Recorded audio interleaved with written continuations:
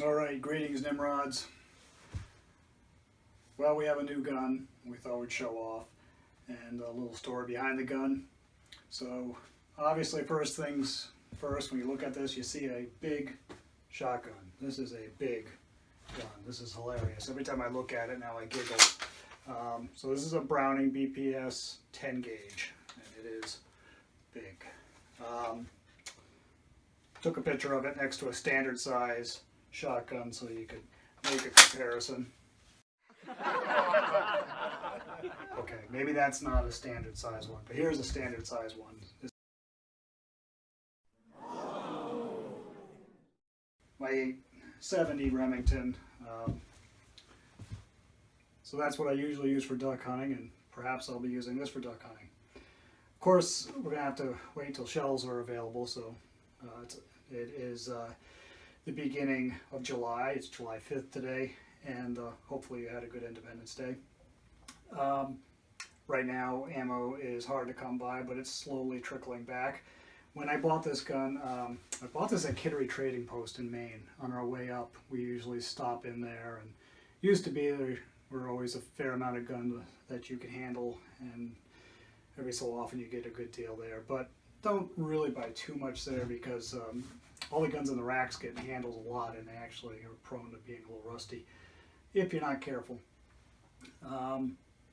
So speaking of rust, this was a little rusty, and so we went up, and this gun caught my eye. It was one of the 6 guns they had. Well, that might be a little bit of an exaggeration. They had a few more than 6 guns. Usually they have hundreds, but now that we're in the Biden era, guns are a little hard to come by because everybody wants them, especially pump shotguns. There weren't very many used pump shotguns there. So this one caught my eye because it was so ridiculously big, and then I picked it up and shouldered the gun, and I'll be darned, this thing fit me like a glove. I mean, I really like it. And it had some pitting on the receiver, and it still does, but you really have to look for it. I took some steel wool to it and knocked it down and oiled it up, and you really have to look for it. I mean, it's there, but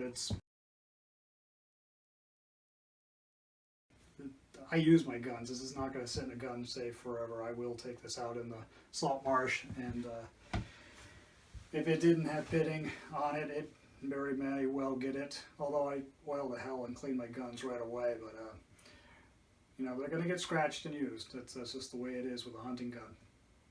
So saw that, and it wasn't totally turned off about it, and looked at the price, and they were asking, well, they get what they ask for nowadays. It was $385. And for this gun, I thought, boy, that's awfully inexpensive. You know, maybe 2 years ago, that might have been a premium for it. You know, not even, you know, in its condition. But I didn't think that was much. I thought, boy, I'm surprised it's here. And we went up to Maine. We're doing our thing, and the whole time I'm up there, I'm thinking, you know, $385. I ought to buy that gun. You know, I'm going to go back and look at that again. And if it's just a little pitting on the receiver, we'll look down the barrel, and we looked down the barrel, and it was spotless, perfectly shiny, bright bore. Looked at the bolt face. The bolt face looks like it's not really seen any shooting.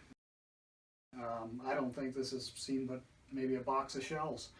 The inside was clean, so damn it, I'll buy it. You know, I could use this for a goose gun.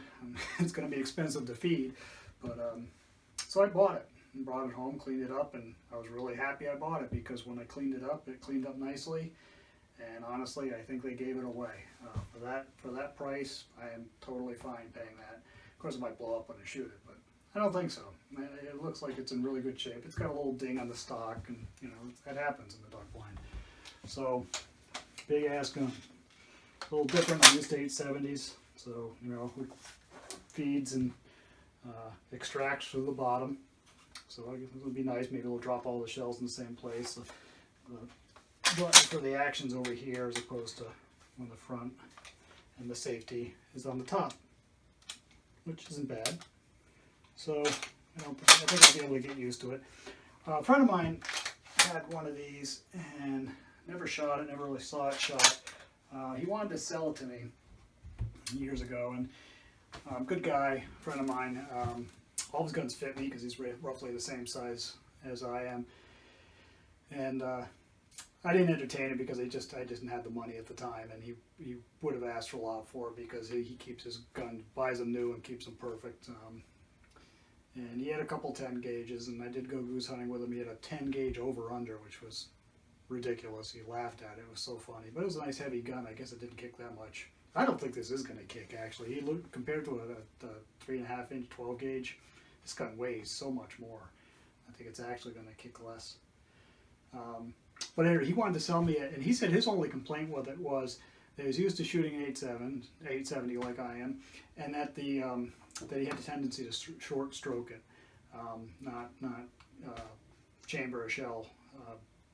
So we'll see what happens. We'll have to be conscious. I am going to shoot it in sporting clays.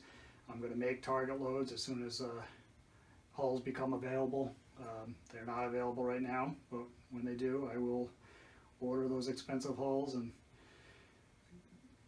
regular wads, and then you have to put like a 16 gauge gas check in there, gas, what do you call it, seal in there to take up the space, and then a couple felts, and you got to really fill the thing up with other stuff, and there are recipes for it.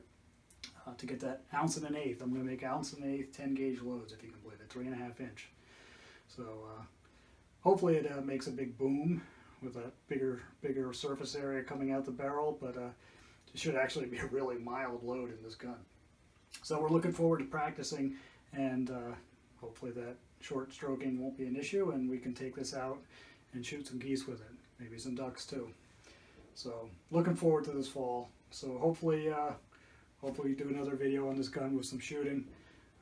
Remember to like this video if you like this, share this video with your social media friends, because I don't have too many social media friends because I'm not really on social media other than YouTube.